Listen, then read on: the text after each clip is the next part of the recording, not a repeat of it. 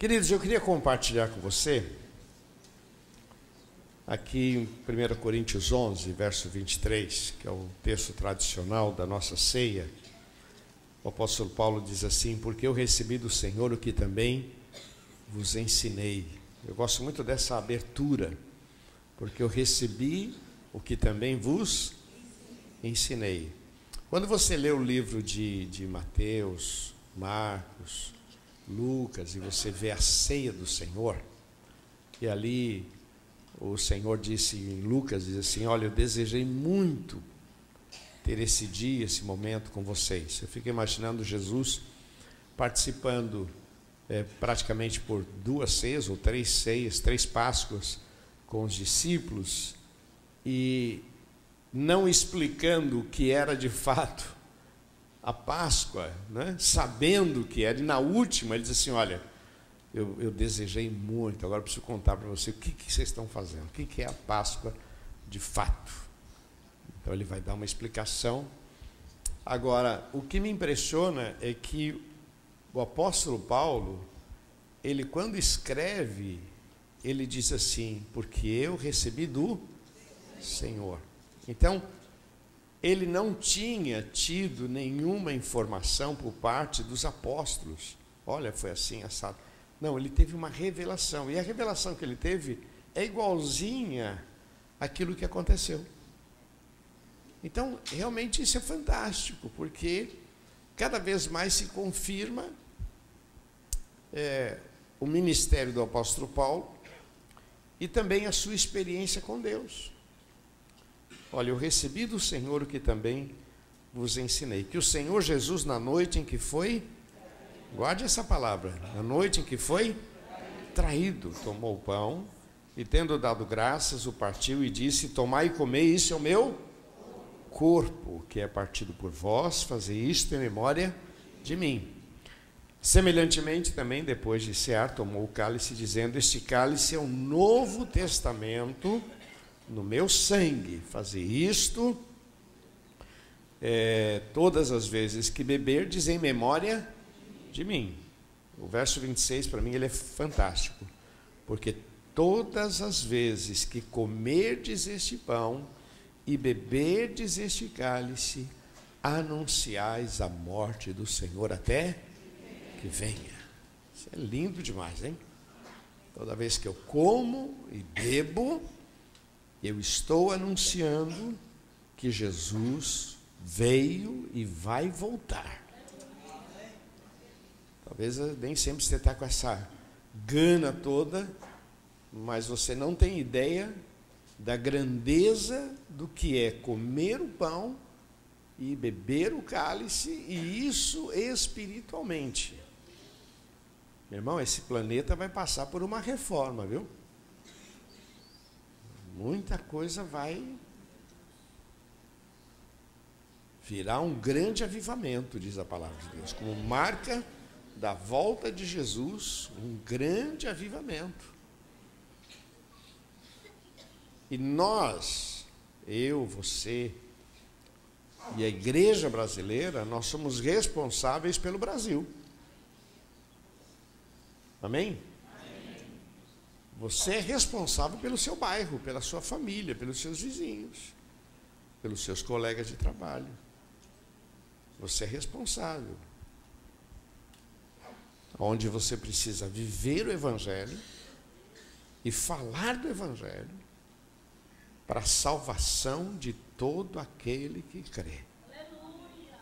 É muito mais do que simplesmente uma questão partidária. Ah, eu sou espírita, eu sou católico. Meu irmão, a questão é céu ou inferno. Essa é a questão. Onde você vai passar a sua eternidade? Até que venha, diz a palavra. E ele continua dizendo: portanto, qualquer que comer este pão ou beber o cálice do Senhor indignamente será culpado do corpo e do sangue. Eu gosto dessa expressão, portanto. Portanto, guarde isso, depois a gente vai comentar. Examine-se, pois, o homem a si mesmo, e assim coma deste pão e beba deste cálice.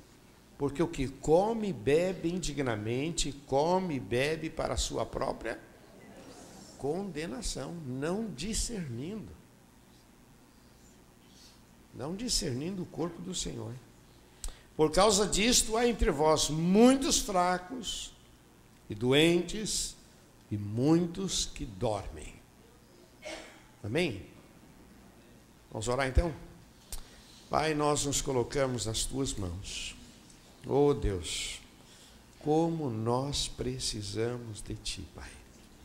Eu coloco a minha vida, a vida desses irmãos, para que possamos, ó Deus, extrair da tua palavra alimento, força, direção, ó Deus, para que possamos, ó Pai, aproveitar o máximo dessa vida maravilhosa que o Senhor tem nos dado. Ajuda-nos, ó Deus, porque queremos, ó Deus, ver a tua glória, não de vez em quando, mas sempre. Não de vez em quando, um milagre aqui, outro lá, mas tu és o Deus dos milagres, tu és o Deus das vitórias, tu és o maior. Assim, ó Deus, nós nos colocamos nas tuas mãos e pedimos, ó Pai, que o Senhor nos dê revelação, para que possamos, ó Pai, fortalecer o nosso coração, a nossa alma, em nome de Jesus. Usa a minha vida, Senhor, usa a minha vida, os meus lábios, a minha mente, que a tua mão esteja sobre cada vida. Nós precisamos de ti. Rejeitamos toda a interferência do mal. Declaramos que só o Senhor é Deus, em nome de Jesus. Amém, Senhor. Amém. Queridos, quando eu meditava nesse texto, algumas coisas me veio ao coração. A primeira delas é que Deus quer salvar. Vamos falar juntos? Deus quer salvar. Quando eu vejo nesse texto, ele dizendo aqui, verso 23, porque eu recebi do Senhor o que também vos ensinei, que o Senhor Jesus, na noite em que foi traído, mas ele foi traído, mas ele quer salvar.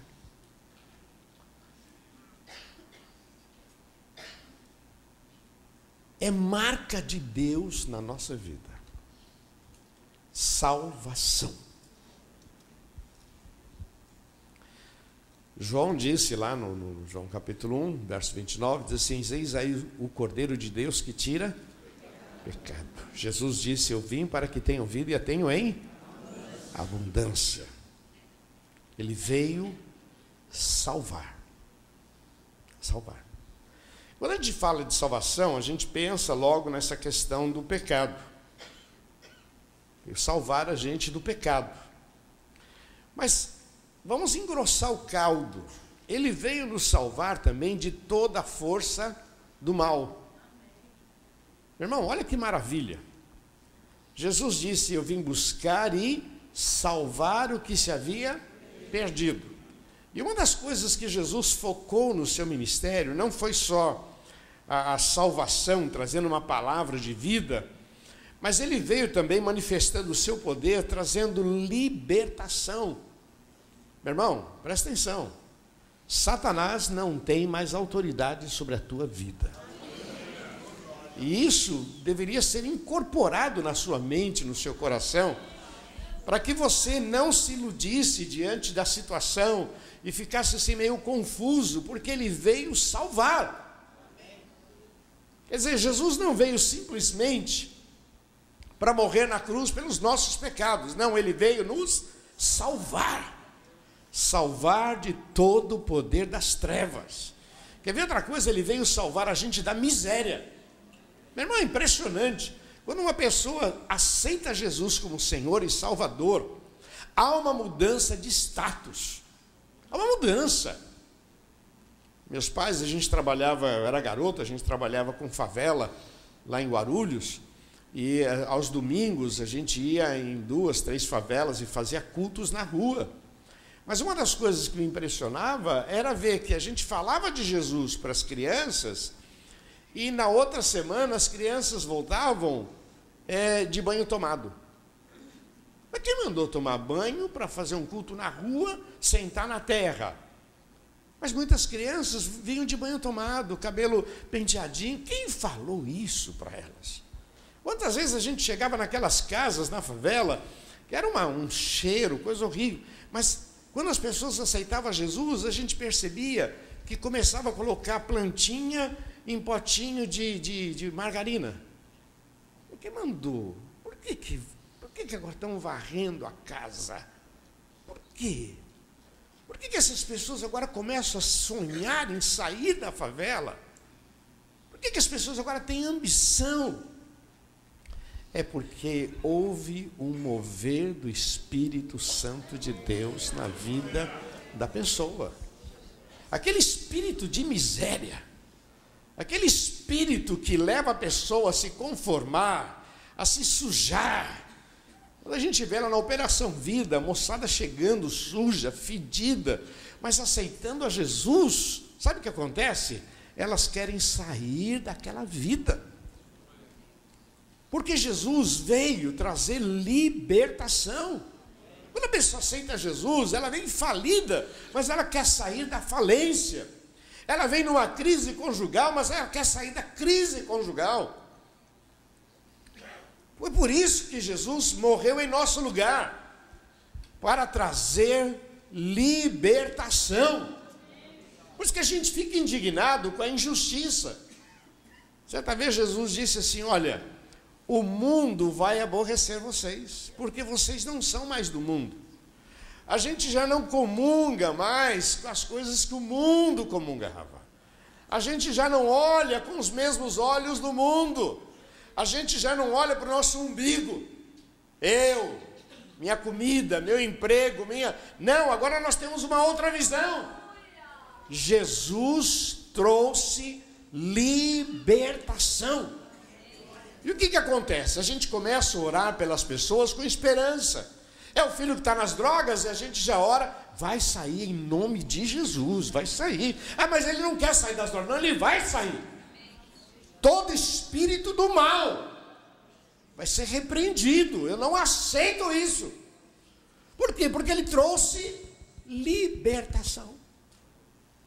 Essa é a grande mensagem. A incompetência, a falta de capacidade, a ignorância. É impressionante isso. O camarada aceita Jesus, é analfabeto. E em pouco tempo ele já tem versículos decorados. A sua mente muda. Ele já começa a se arrumar melhor. Ele já quer, sabe, pôr um pouquinho de brilho no rosto. Ele já quer melhorar o cabelo, já quer melhorar a roupa. Vamos falar a verdade, né? Nós, quando a gente compra uma roupa nova, no geral é culto de ceia. Isso aqui. Isso aqui. É o nosso culto de ceia. Porque é o nosso encontro social, não é? A gente vem aqui para celebrar ao nosso Deus. E talvez alguém olhe para você e diga: quem te viu, quem te vê, hein? Mas é que Jesus me libertou de toda miséria. Jesus me libertou de toda ignorância. Jesus colocou no meu coração vontade de crescer, de avançar. Meu irmão, eu quero mais. Amém? As promessas de Deus são tremendas. Não se contente com pouco. Podemos tropeçar e cair, mas levantamos e estamos de pé. Louvado seja o nome do Senhor. Porque Ele veio salvar. Veio salvar. É mudança, é cabeça. Hoje eu sei que se eu plantar eu vou colher. Hoje eu sei que o meu futuro tem sorte. Tem coisas boas para a tua velhice em nome de Jesus. O teu trabalho tem recompensa. Porque ele veio buscar e salvar. Não é simples, ele veio buscar e salvar. Salvar. Por isso não aceite menos do que as promessas de Deus sobre a tua vida. Leia mais a Bíblia para entender qual é o projeto de Deus para você. Medite mais na palavra e se prepare para viver uma vida de emoção. Porque não é milagres de vez em quando, é milagres todos os dias. Não é de vez em quando que Deus vai abrir uma porta, meu irmão. Todas as manhãs a misericórdia do Senhor se renovou sobre as nossas vidas. Até a morte é um milagre. Até a morte. Então, guarde isso no coração. Quando eu vejo esse texto, quer ver outra coisa que me veio ao coração? É que ele pagou o preço. Versículo 24 diz assim: esse é meu corpo.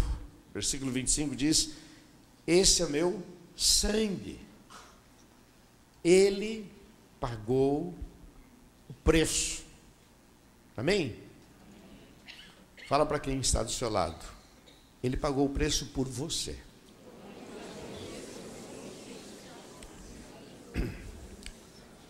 Eu separei aqui um texto de Filipenses, queria que você abrisse lá.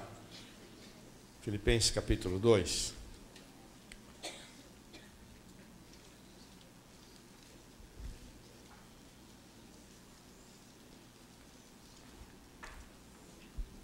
Filipenses 2.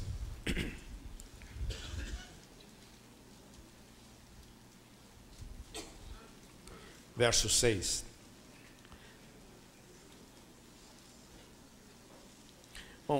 Verso 5 para dar um entendimento melhor.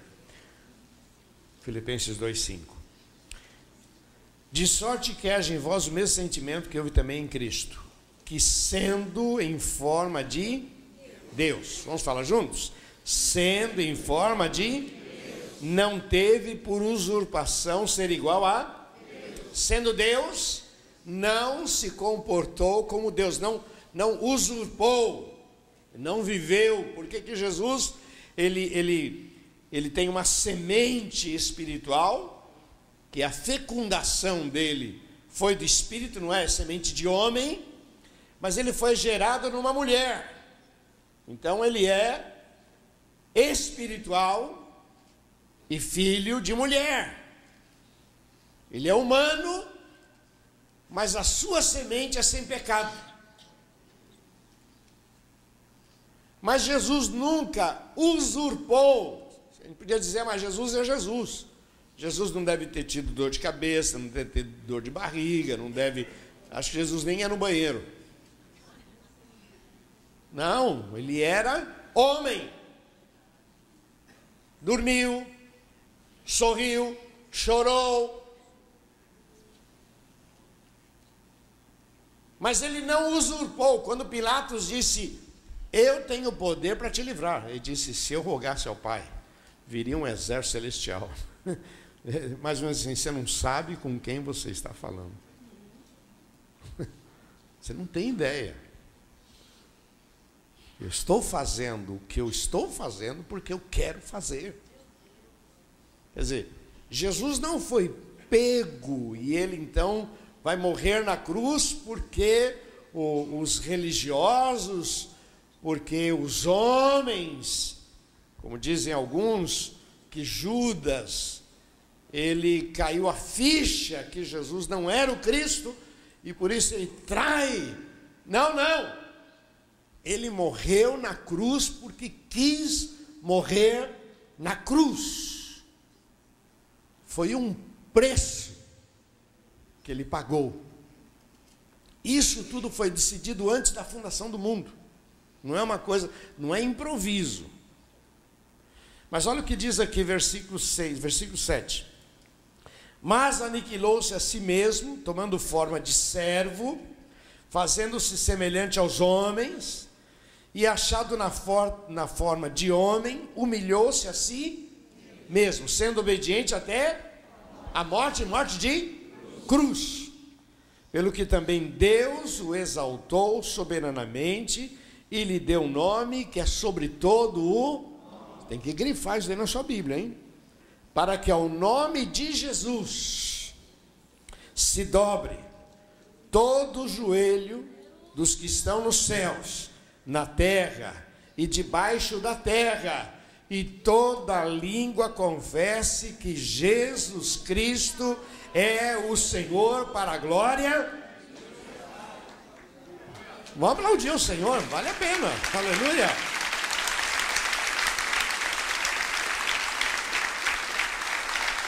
É muito mais do que uma eleição. Nós estamos falando do Senhor dos Senhores, que pagou um preço. Nós somos fruto de um preço pago. Romanos diz assim: fostes comprados por bom preço. Romanos 8 diz: nenhuma condenação há para aqueles que estão em Cristo Jesus. 2 Coríntios diz lá, capítulo 5: se alguém está em Cristo, as coisas velhas, eis que tudo se fez. Romanos 8 diz assim: quem intentará a acusação contra os escolhidos de Deus? Meu irmão, ou você descobre isso e valoriza isso na sua vida, ou a gente fica muito na periferia da bênção. Lembra que eu preguei agora recente sobre o povo que ficou no deserto comendo maná e louvando a Deus pelo maná, e louvando a Deus pela nuvem, e louvando a Deus pela coluna de fogo, sem saber que Deus tinha terra prometida. Sem saber não, sabia, mas não tiveram a coragem de confiar em Deus. Então muitas vezes a gente vive muito na periferia, aleluia, glória a Deus, Deus é bom, vamos para a igreja, tal. É muito mais do que isso. Presta atenção, o Senhor nos salvou para vivermos novidade de vida. Nos salvou. Ele pagou o preço, porque eu e você não teríamos condições, mas Ele pagou a dívida, está pago. Nenhuma condenação há para aqueles que estão em Cristo Jesus. Não, mas camarada, não presta. Mas Jesus me perdoou. Essa moça aí, você não sabe o que ela fez. Sim, mas ela é nova criatura em Cristo Jesus, o nosso Senhor. Pode sofrer consequência dos seus atos, mas vai ver a glória de Deus sobre a sua vida. Amém? A terceira questão que me veio ao coração quando eu meditava nesse texto aqui de Coríntios é a expressão que diz assim: e anunciais a morte dele até que venha. E o que eu queria deixar para vocês, baseado nisso, é que ele mesmo é a garantia. Ele mesmo é a garantia de que tudo isso é verdade. Amém? Fala para quem está do seu lado: você está selado. Há um selo. Há um selo. Muito legal, meu irmão, muito legal. Há um selo. Há um selo, uma marca de Deus sobre a tua vida. Você não vê, mas está aí. E quando você decide viver uma vida reta diante do Senhor, essa marca, ela sobressai. Eu tenho ensinado vocês e batido nessa tecla: nós não sabemos fazer milagres, mas a palavra de Deus diz que os milagres nos alcançariam. Há um selo.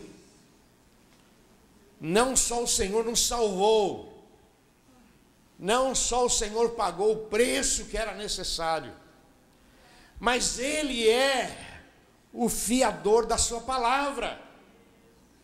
Então a nossa vitória tem nome. Jesus. Olha o que diz o texto. E estes sinais seguirão os que? Estes sinais. Meu irmão, se você pedir para Deus, está faltando um sinal na minha vida. Eu gosto muito daquela expressão de Gálatas capítulo 5, que diz assim, as obras da carne. Depois fala assim, mas o fruto do Espírito. Fala das obras da carne, que é impureza, idolatria, adultério, traição. Mas o fruto do Espírito. Quer dizer, o relacionamento nosso com Deus vai brotar. As coisas começam a acontecer pela graça, porque Ele é o selo. Por que você crê? Eu creio porque Jesus prometeu, ponto final. Como é que você sabe que Deus vai fazer um milagre na tua vida? Eu não sei, eu só sei que Ele prometeu e Ele tem poder para cumprir. Quer ver um texto que eu acho tremendo? Em todas estas coisas somos mais do que vencedores. Vamos falar juntos? Em todas estas coisas somos mais. Quer dizer, nós mudamos de status. Não só socialmente falando, mas nós mudamos de status. Porque nós saímos do desânimo para o ânimo. Nós saímos da comodidade para sonhar. Eu posso sonhar, eu posso fazer planos, porque o fiador, o meu arrimo, é o Senhor. Fala para quem está ao seu lado, agindo Deus, quem impedirá? É impressionante isso, né? Ele diz, olha, vocês anunciam a morte do Senhor até que venha. Pode anunciar. Porque vai acontecer. O apóstolo Paulo faz uma declaração fantástica. Diz assim, se Deus é por nós, aquele que não poupou o seu próprio filho, como não nos dará com ele todas as coisas? Meu irmão, percebe que existe uma injeção de ânimo sobre as nossas vidas, percebe? Não dá mais para a gente encarar uma semana desanimado. Uma semana, olha a coisa... Ó, tem tanta dívida, Jesus volta logo, Jesus volta. Senhor, Jesus podia voltar essa semana, né? Meu Deus, se Jesus volta, eu não preciso pagar aquilo outro e tal. Né? Dá vontade de chegar para o camarada e dizer assim, meu irmão, você crê em Deus? Deus lhe pague. Sabe, não posso rir, vocês estão fazendo eu dar risada. Não dá mais. Porque a gente, eu posso sonhar, eu posso fazer... Porque Jesus não veio simplesmente me salvar. Ainda bem que eu vou para o céu. Ainda bem. Não, é muito mais. Ele me salvou da miséria. Ele me salvou da insignificância. Maior é aquele que está sobre as nossas vidas. Salvou. Ele pagou o preço. Ele pagou o preço da minha vitória. Ele pagou o preço da minha vitória. Até no hospital, a mão do Senhor está ali sobre a minha vida. Pagou o preço da minha vitória. A gente faz algumas besteiras, toma algumas atitudes erradas, fazemos algumas dívidas. E a gente clama, Deus, eu errei, Senhor. Eu errei, me perdoa. Eu errei, mas me dá graça. Meu irmão, quando o cara chega dizendo, eu errei, pega a história do filho pródigo como exemplo. O cara chegou, ele tomou uma decisão lá longe. Eu pequei contra os céus, eu pequei contra o meu pai. E, ele já saiu de longe, já com essa ideia. Quando ele chegou perto, meu irmão, o cara pensou que ia levar um sabão. Mas quando tem humilhação, quando tem reconhecimento, quando tem arrependimento, pode falar para quem está ao seu lado, quando tem arrependimento tem milagre, fala para ele. Se não tem arrependimento, não tem milagre. Tem gente que não se arrepende, tem gente que tem remorso. Sabe? Remorso é quando a pessoa, descobriram. Estou passando uma vergonha danada, pô. Mas também não só eu, tem mais gente. O cara não se arrependeu. Mas quando ele diz, não, eu errei. Eu pisei na bola.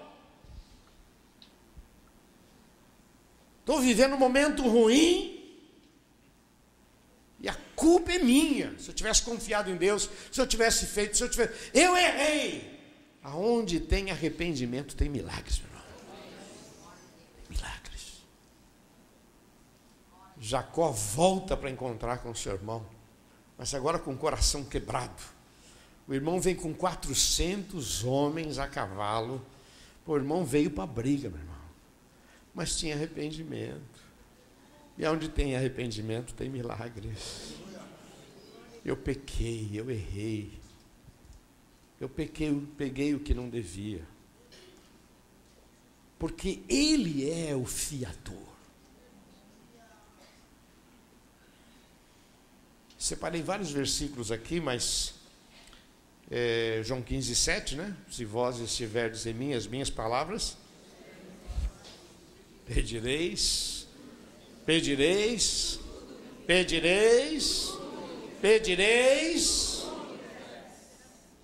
Vamos falar juntos, bem forte? Pedireis tudo o que quiserdes. O que é tudo? Não vou nem relacionar, porque alguém pode dizer que eu sou muito materialista, pode dizer, pô, pastor, pregando heresia, mas tudo é tudo. Tudo é tudo. Por quê? Porque Ele é fiador. Porque Ele me tirou da miséria. Porque Ele me tirou da lama, do pecado. Ele mudou a minha vida, mudou minha perspectiva. Ele é o fiador. Ele pagou um preço. E Ele me coloca agora sentado entre os príncipes da terra. E eu queria terminar, meu irmão, fazendo a seguinte colocação: quem quer ser salvo e viver as maravilhas de Deus em sua vida, presta atenção, quem quer ser salvo e viver as maravilhas de Deus na sua vida, precisa, primeiro, renovar a sua aliança com Deus. Quem quer viver, quem quer ser salvo e viver as maravilhas, precisa renovar a sua aliança com Deus. Amém? Que é o que a ceia, aqui em 1 Coríntios capítulo 11, verso 27, ele começa dizendo assim: portanto, qualquer que comer este pão, beber o cálice, portanto, tem que ter uma renovação de aliança. Uma frase que eu anotei aqui foi: não existe relacionamento sólido sem renovação de aliança. Não existe relacionamento sólido sem renovação de aliança. Por que a gente faz aniversário de casamento? Por que depois a gente faz bodas de prata? Por que a gente faz depois bodas de ouro? Porque em determinados momentos a gente faz festa. Porque a gente tem que renovar a aliança. Todo relacionamento sólido tem que ter uma renovação. Um dos momentos mais chatos do casamento é quando se perde o romantismo.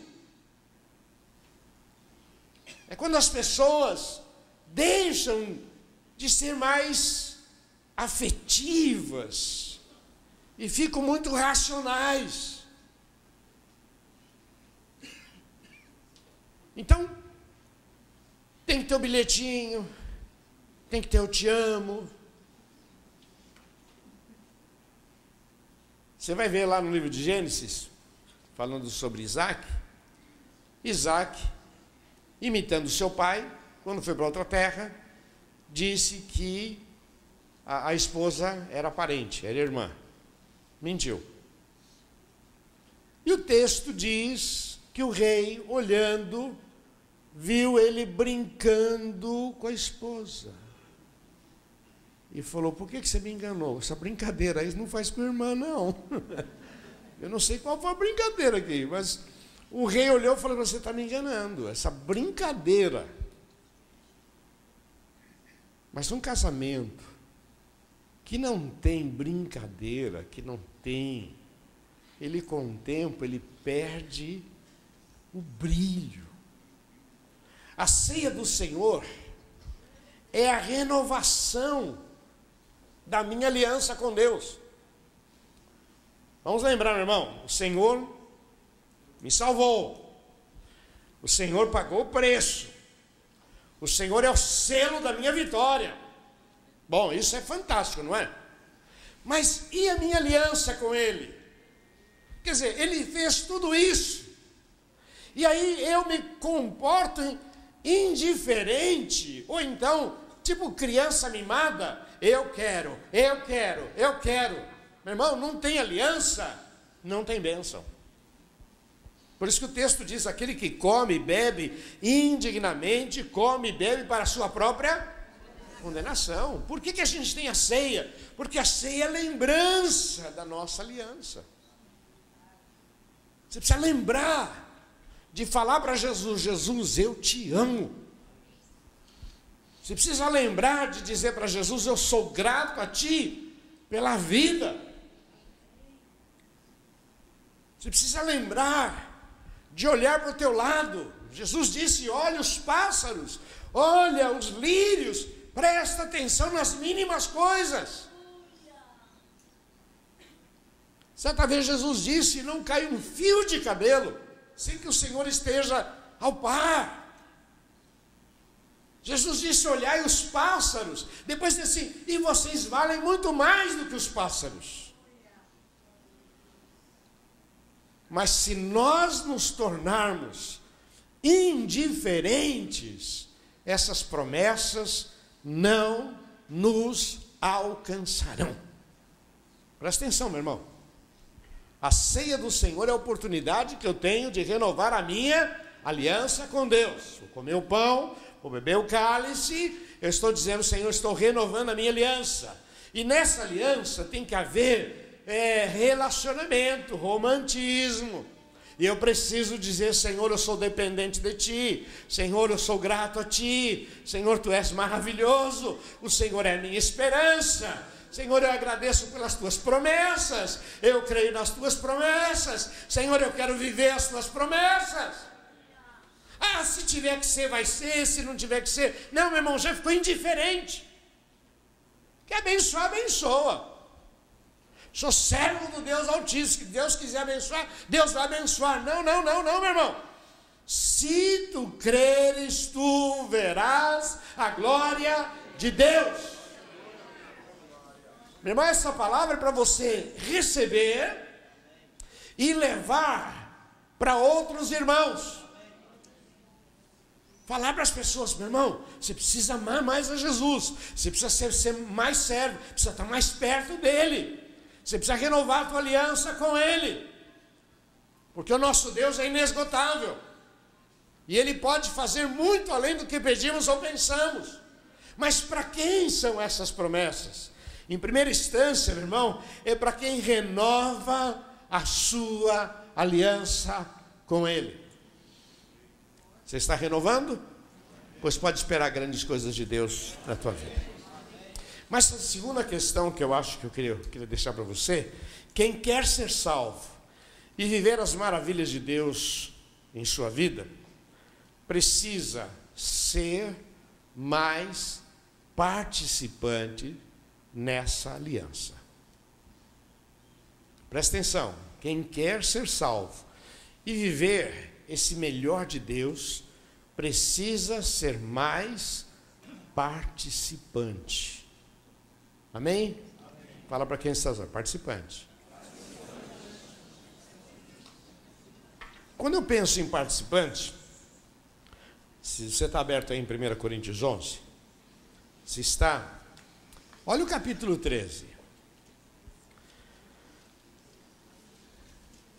Capítulo 13, 1 Coríntios 13. Ainda que eu falasse as línguas dos homens e dos anjos, não tivesse amor, seria como metal que sou, como sino que tine. Ainda que tivesse o dom de profecia, conhecesse todos os mistérios, toda a ciência, ainda que tivesse toda a fé, de maneira tal que transportasse os montes, e não tivesse amor, nada seria, ainda que distribuísse a minha fortuna para sustento dos pobres, ainda que entregasse o meu corpo para ser queimado, e não tivesse amor, nada disso me aproveitaria. O que diz João capítulo 13, verso 35? Nisto todos conhecerão que sois meus. Vamos falar juntos? Nisto todos conhecerão que sois meus discípulos, se vos amardes. Então, nessa aliança, nessa renovação, eu não posso ser um espectador. Eu tenho que ser participante desta aliança. O meu relacionamento com Deus precisa gerar na minha vida Deus. Amém? Precisa gerar nas minhas mãos Deus.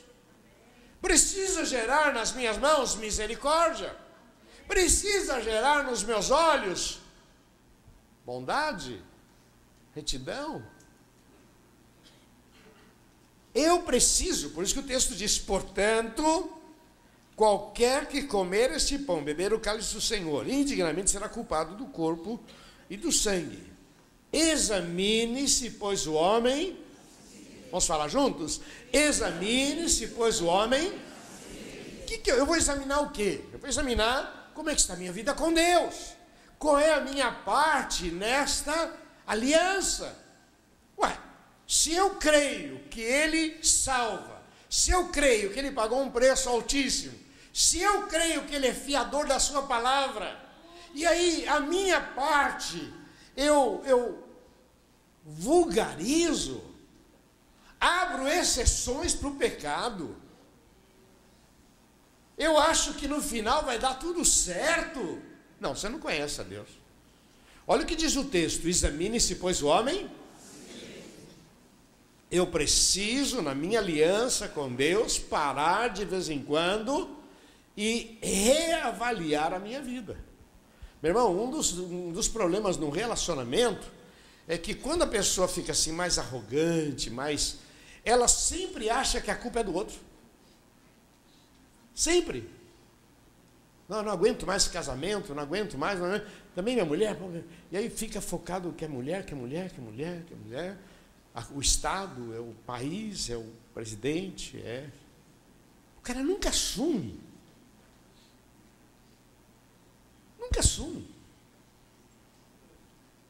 Mas o texto diz: examine-se o homem a si mesmo. Precisamos ser mais participantes dessa aliança. Bom, eu queria que você lesse esse texto comigo. Eu acho que ele vai te ajudar muito. Apocalipse capítulo 3. A gente entender isso que eu estou dizendo. Já estamos acabando, já viu, pessoal?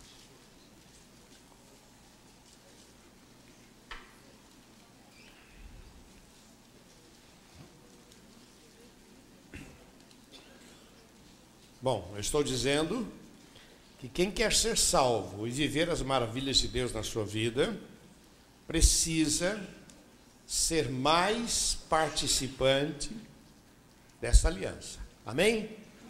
Olha o que diz versículo 15, Apocalipse 3,15. Eu sei as tuas obras, nem és frio, nem és quente. Oxalá fores frio ou quente. Assim, porque és morno e não és frio nem quente, vomitar-te-ei da minha boca. Quer dizer, o camarada, que é uma carta escrita para uma igreja, a igreja de Laodiceia, e está dizendo: olha, é melhor que você seja incrédulo do que um morno.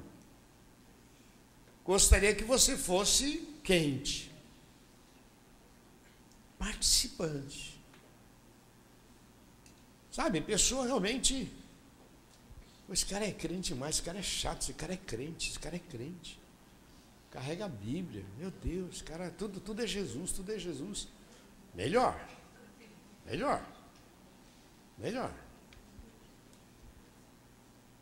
Ô frio, vai para o mundo então, vai para o mundo. Está na igreja, está com o pé no mundo, vai para o mundo então, vai.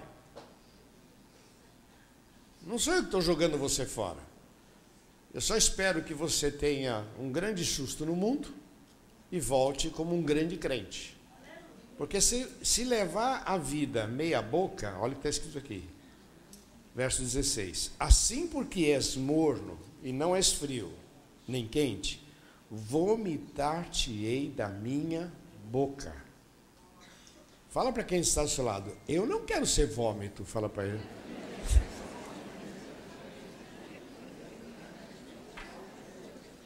Eu não quero estar naquela gosma toda, aquela coisa nojenta. Eu não quero não. Verso 17, como dizes, rico sou, estou enriquecido, e de nada tenho falta. Não sabes que és um desgraçado. Ai meu Deus, palavra pesada, né? Desgraçado é fora da graça.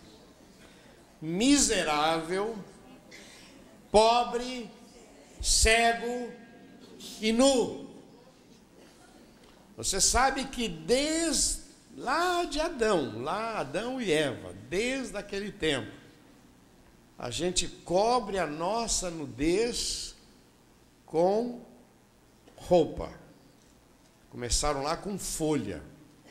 Hoje a gente pode cobrir com polo play, né? Com Tommy, não é? A gente pode cobrir, né? Com CKG, né? Você pode cobrir com Dudalina. Você pode cobrir. Tirou essas coisas aí, meu irmão, é o que sobra, viu? Tem gente que põe esse tipo de coisa só para ninguém olhar por dentro.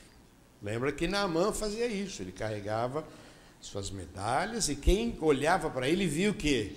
Um general. Tirando aquela indumentária toda, o que tinha?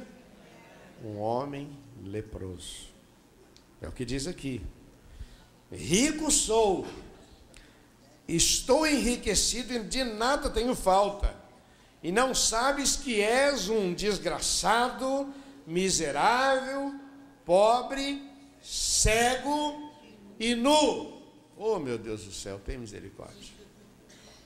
Continuando, aconselho-te que de mim compres ouro provado no fogo, para que te enriqueças, vestidos brancos para que te vistas, e não apareça a vergonha da tua nudez, e que unja os teus olhos com colírio para que vejas. Eu repreendo e castigo a todos quantos amo. Sê, pois, zeloso e arrepende-te. Eis que estou à porta e bato. Se alguém ouvir a minha voz e abrir a porta, entrarei em sua casa e com ele cearei e ele comigo. O que Deus está dizendo através desta carta? Você precisa ser mais participante. Você já viu como adolescente, se você bobear, ele não quer sentar à mesa para comer. E quando ele senta, se senta meio aborrecido, porque ele quer comer e sair e deitar lá na sala. E ele vai se isolando. E às vezes a gente vai tolerando, e quando a gente acorda, já existe um abismo muito grande. Hoje o Face, ele é uma atração. Porque você está sozinho, você está no Face. E ali você está, e não percebe que um abismo está sendo criado dentro de casa. não ajuda a lavar uma louça, não arruma uma mesa, não é participante. Em toda aliança, para que essa aliança seja cada vez mais forte, a gente precisa participar. Por isso que o texto diz: examine-se, pois, o homem, como é que está? A minha orientação para o grupo de louvor e para todo o pessoal é que todos estejam envolvidos com 2 ministérios. Nem todo mundo obedece, mas essa é a ordem. Um ministério é aquele que você faz com prazer. Nossa, tem coisa que a gente gosta de fazer, não é? E o outro ministério é aquilo que a gente faz para ajudar. Então, por exemplo, numa casa, tem coisas que uma mulher gosta de fazer com prazer. Por exemplo, tem mulher que gosta de cozinhar, mas ela cozinha com prazer. Meu, você come aquela comida, parece que já vem com unção, vem com graça. Agora pergunta para ela: você gosta de lavar roupa? Você gosta de passar roupa? Vai aquela pilha que vai juntando lá. Na hora que você olha, Senhor, tem misericórdia. Dá vontade de jogar pela janela essa pilha de roupa, não é? Mas são coisas que você faz. Algumas você faz porque você gosta, e tem outras que você tem que fazer. Isso numa casa, isso é normal. Eu trabalho, mas quando você chega em casa, custa dar uma varridinha, custa lavar uma louça. Por quê? Porque tem coisas que eu gosto de fazer, tem coisas que eu contribuo, que é o que o Senhor está dizendo. Você precisa ser mais participante. Examine-se a si mesmo. Qual é realmente o teu relacionamento? Olha, o Senhor já me salvou, pagou o preço e me garante a vitória. Ele é fiador. Mas agora ele diz: e você? Portanto, qual é o teu relacionamento? Renovação de aliança. E não só a renovação, como ser participante. O texto diz que melhor é ser 2 do que 1. Porque 2 no trabalho é melhor. Se aquece. Quando alguém se levanta, os 2, um protege o outro. E na aliança com Deus é a mesma coisa. Não sou eu que defendo a Deus, mas eu preciso honrar o nome do Senhor sobre a minha vida. Não vou defender a Deus, mas eu vou estabelecer um princípio. Eu sou cristão. Eu tenho Jesus como meu Senhor e Salvador. Isso não combina comigo. Eu sou um cristão, eu quero amar a Deus, quero agradá-lo. Então, esse ser participante é fundamental. Por isso que Jesus disse: olha, vocês serão conhecidos pelo amor. Porque Deus é amor. E essa é a marca do crente. Amar. Vocês serão conhecidos pelo dar. Melhor coisa é dar do que receber. Vocês vão ser conhecidos pela generosidade. Vocês vão ser conhecidos pela coragem, pela ousadia. Vocês serão conhecidos porque vocês são luz nas trevas. Então, a participação, esse texto de Apocalipse diz: olha, não tem participação. Vocês até têm roupa bonita, vocês até têm status. Para os outros, para mim, são desgraçados, miseráveis, pobre, cego e nu. Tá louco, hein? Tem que vomitar mesmo, né? E por último, meu irmão, quem quer ser salvo e viver as maravilhas de Deus na sua vida, precisa lembrar que somos individualmente responsáveis E as consequências são coletivas. Somos individualmente responsáveis. E as consequências são coletivas.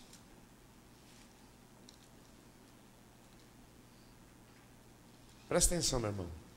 A tua bênção vai abençoar a muitos. Mas a tua maldição vai amaldiçoar a muitos. Você leva Deus a sério, muitos são abençoados. Você brinca de crente, muitos são prejudicados. Começa dentro da tua casa. O grande exemplo é Acã, que foi lá, pegou a peça de prata, pegou lá aquela capa, pegou lá, e depois todo mundo sofreu consequência. Um outro grande exemplo é o exemplo de Jesus. Ele morreu na cruz. Foi individual. Ele foi para a cruz. Ele derramou o seu sangue. Agora todo aquele que invocar o nome dele será salvo. A bênção é para todos, mas um só morreu.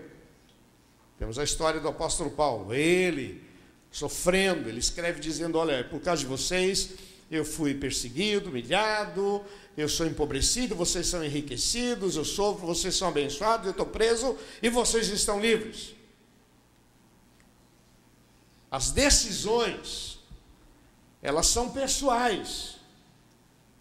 Eu decido ser dizimista e a minha família é abençoada. Eu decido viver uma vida com Deus e os meus filhos, a minha família, vai na graça. Louvado seja o nome do Senhor. Contando uma vez, quando eu escuto historinha assim: rapaz, você não sabe o que aconteceu comigo por causa do teu nome. E aí as pessoas contam algumas histórias, é muito, muito gostoso.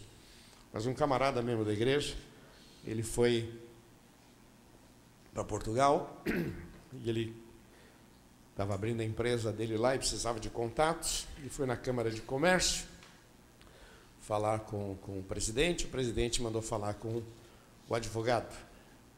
E ele foi expor o projeto dele, que ele tinha, e na conversa escapou assim: Deus é bom, misericórdia.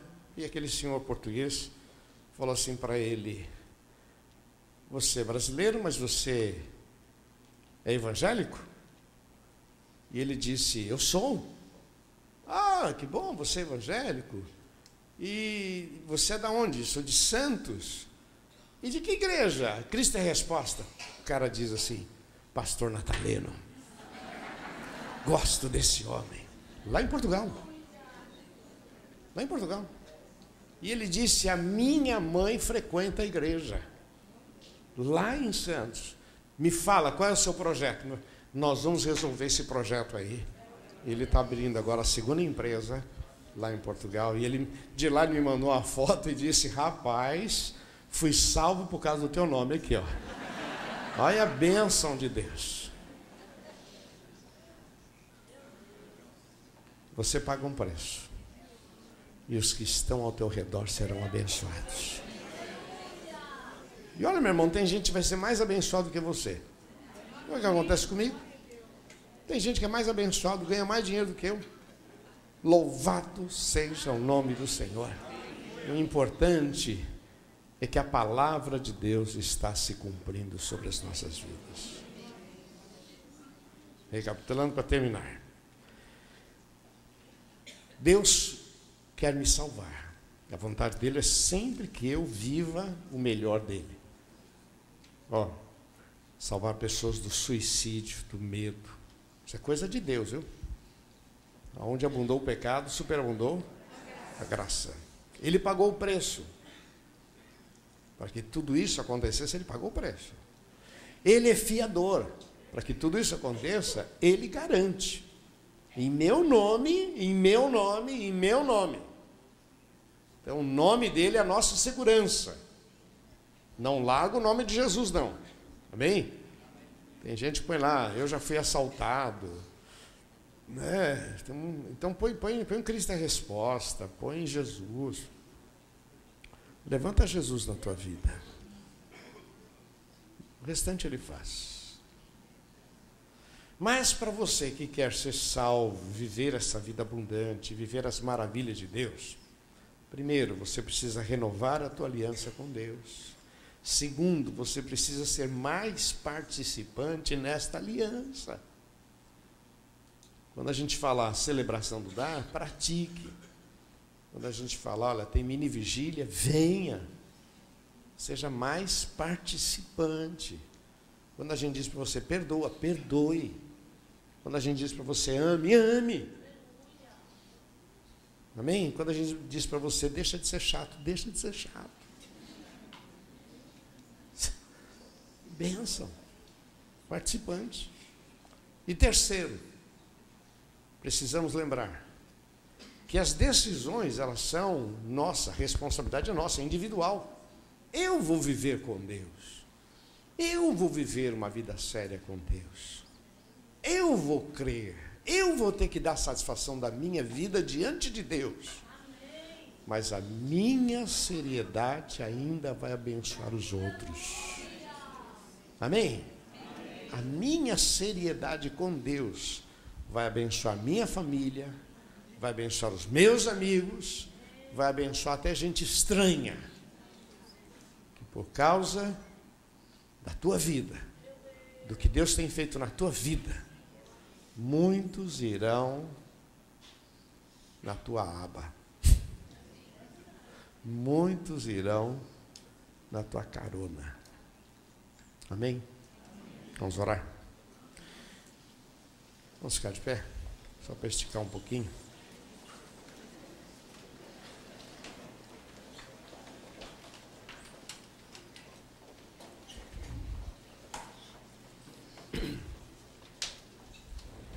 Eu tinha até separado um texto de Deuteronômio 28, que eu acho fantástico. Eu ia ler do versículo 1 ao 14. Depois você pode ler em casa. Deuteronômio 28, de 1 a 14. E lá diz assim: quando você ouvir a minha voz e você guardar a minha palavra, tendo cuidado de fazer, todas estas bênçãos virão sobre a tua vida. Serás bendito na entrada, serás bendito na saída, será bendito o fruto do teu trabalho, será bendito os teus animais, será bendito a tua família, será bendito a tua mão. Se levantarão contra você por um caminho e fugirão por 7. Por 7. Eu tenho te colocado por cabeça e não por cauda. Terás em abundância e vai emprestar para muita gente e você nunca vai pegar emprestado. Aleluia. Promessa de Deus. Promessa de Deus. Tua mulher será abençoada. Teu marido será abençoado. Teus filhos serão abençoados. Fruto da tua vida. Leia esse texto depois. Leia 10 vezes.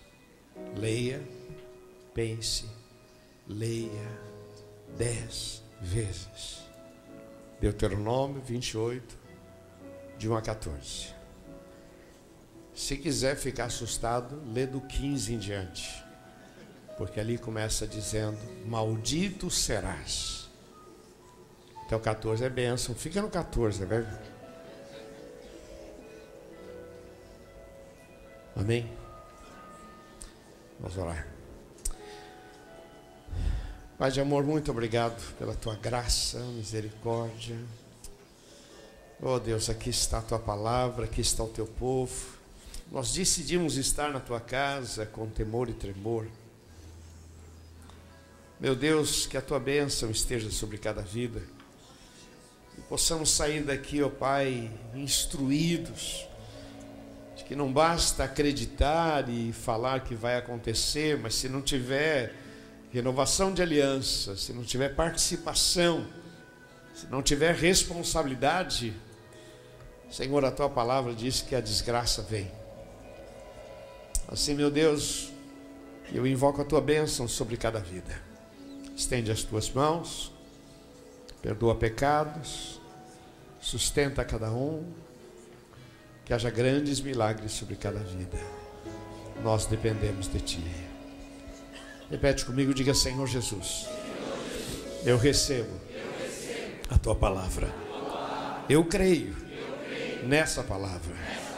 E eu recebo essa orientação. Eu não quero simplesmente ser crente. Eu quero ser filho, participante. Eu quero que a Tua glória seja vista sobre a minha vida. Eu recebo a palavra em nome de Jesus. Vamos aplaudir nosso Deus, vamos. Oh, Deus.